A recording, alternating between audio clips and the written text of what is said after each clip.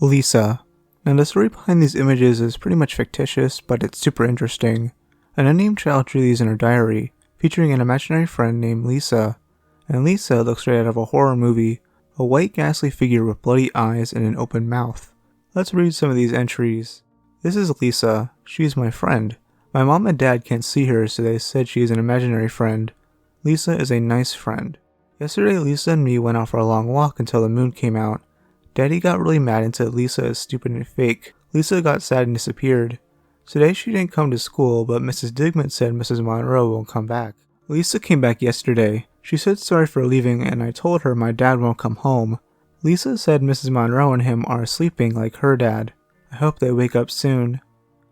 While the images are made to appear drawn by a child, they still do a good job expressing the story, but compared to the rest of the list, they are extremely primitive.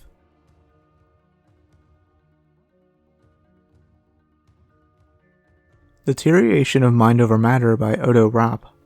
Alright, let's start diving into the grotesque stuff. This painting was made in Australia during the 1970s and definitely has some sort of influence from music and art of that era. It reflects various themes of mental thoughts and destruction of control, relating to self-control. It's super visually appealing with the setting, a dark dungeon deep underground, the cage being extremely personified as a decomposing skull being assimilated into the steel. Oh, and we got this gross looking tongue too. Nice. Odo's piece has actually been used in various official and not so official works. Most recently has been the Rue Morgue 200 Anniversary Edition from spring of 2021.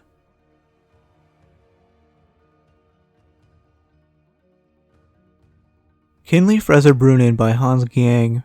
Translated from German, it's called the Child Eater Fountain and was made in the old city of Bern between 1545 and 1546. It shows this giant ogre-like figure eating a young toddler, while a few others are being held, possibly able to be eaten as well. Many point out how this monster might be Jewish due to its hat. Its shape to some resembles one of a Jewish person might wear during this time period.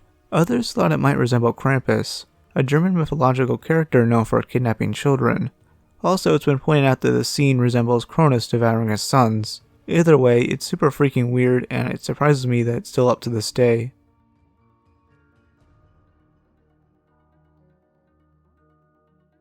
The Face of War by Salvador Dali. Painted towards the end of 1940, you might think this image and title refer to World War II. However, it is, in fact, actually referring to the Spanish-American War.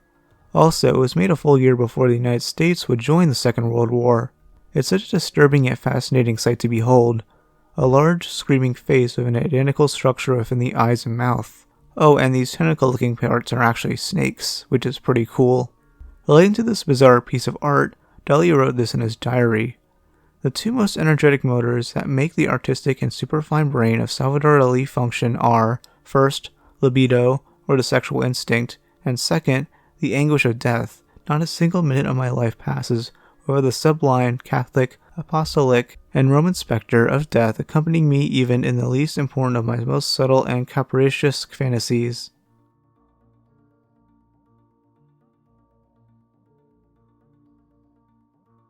The Hill of Crosses. I'm searching the definition of art here, but many around the world see the site as one. Located around 7 miles north of Shaila, Lithuania, it also goes by another name. Don't get mad if I butcher this, but Kryžių kalnas. The origins of the hill are not completely known, but some sources say that these crosses were initially left here during the Polish-Russian War. A century later, many would be destroyed during various conflicts with the Soviet Union, as those in Lithuania used the location as peaceful resistance. Despite this, a number of crosses here would grow exponentially during the 90s, with Pope John Paul II even visiting. Currently there are over 100,000 crosses here. Current day visitors to the hill either find it extremely enlightening or downright creepy. The atmosphere is said to be haunting and chilling, especially due to how quiet it can be.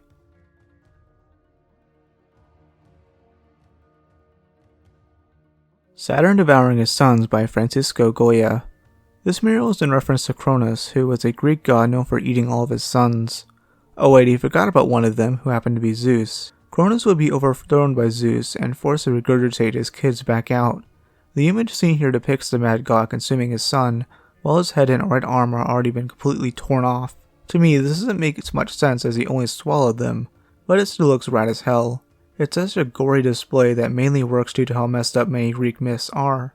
You would think Cronus would be the god of something cool, yet his title is God of the Harvest. The mural, completed in 1823, was done on one of the walls in Goya's farmhouse. Half a century later, it would be transferred over to a canvas to the lovely image we all know and love. I mean, this one is pretty iconic.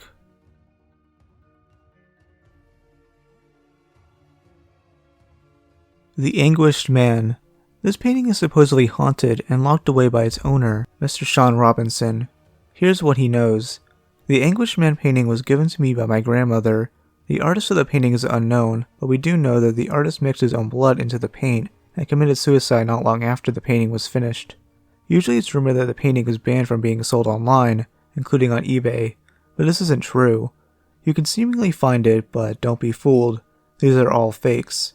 As mentioned a second ago, Mr. Sean has it locked away, with no intentions of giving it out.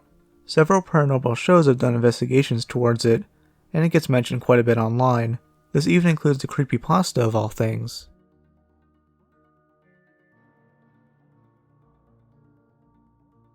Love Wins by Monica Cook.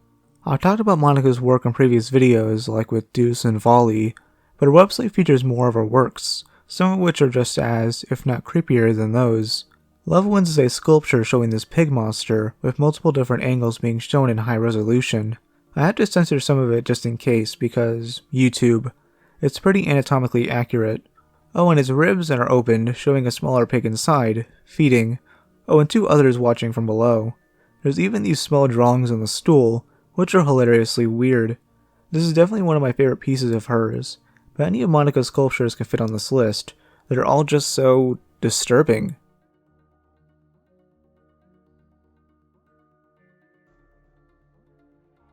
Sedlec Ossuary.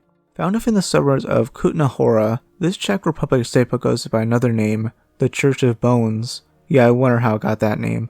This whole building is decorated in thousands and thousands of human bones, 40,000 to be exact. The ossuary was created in the 1500s over a cemetery, and over 300 years later, a woodcarver named Franciszek Rint was told to place the bones in order.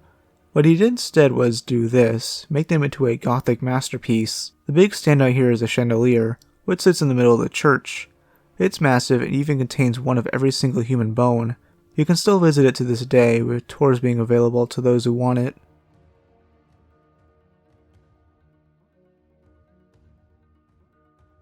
(973) EHT NAMUH 973 website. This used to be one of the weirdest mysteries on the surface web. This whole site is a complex showcase of art, along with a maze of using linguistics, mathematics, alchemy, and religious references. And part of the name is backwards, actually reading as 973 the human 973. It begins with this page, showcasing a pyramid of text, and has the phrase abracadabra, which shrinks as the pyramid goes down. Clicking on Amazin' takes you to another page with 3 red buttons. These take you to more with puzzles that many have tried to solve, and they have been, with various forum users coming together.